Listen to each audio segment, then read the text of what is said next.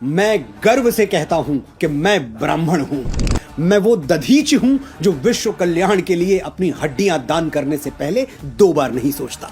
मैं वो परशुराम हूं जो श्री राम जैसे मर्यादा मूर्ति क्षत्रियों को अपनी सारी शक्तियां सौंप देता है। मैं वो चाणक्य हूं जो एक वंचित वनवासी को उठाकर भारतवर्ष के राज सिंहासन पर बैठा देता है। मैं वो आदि शंकराचार्य हूं जो अपने असीम ज्ञान के प्रताप से समूचे भारतवर्ष को एक भगवा ध्वज के तले ला खड़ा करता है।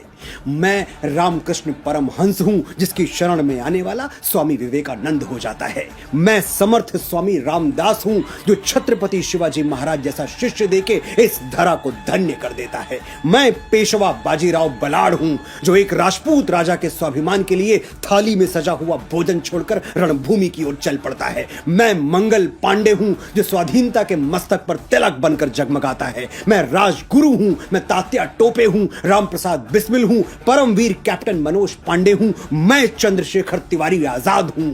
मैंने अपने रक्त से इस वीर प्रसूता धरती का अभिषेक किया है, इसलिए बच्चे बच्चे को जबानी याद हूं। मैं वीर सावरकर हूं जो अंडमान की सेलुलर जेल में 2 कटोरा पानी पी के स्वाधीनता के स्वप्न को जीवित रखता है। मैं बाल गंगाधर तिलक हूं जो भारतवर्ष को एक बार फिर अपनी संस्कृति पर गर्व करना सिखाता है। मैं दयानंद सरस्वती हूं जो अंग्रेजों के पथभ्रष्ट किए हुए भारत को संदेश देता है, वेदों की ओर लौटो। मैं ही इस यशस्वी ब्रह्मकुल की बेटी रानी लक्ष्मीबाई हूं जो मातृभूमि की रक्षा के लिए फिरंगियों के बदन में अपनी तलवारों का लोहा उतार देती है। हम ब्राह्मण हैं, जन्मजात तपस्वी हैं, साधक हैं।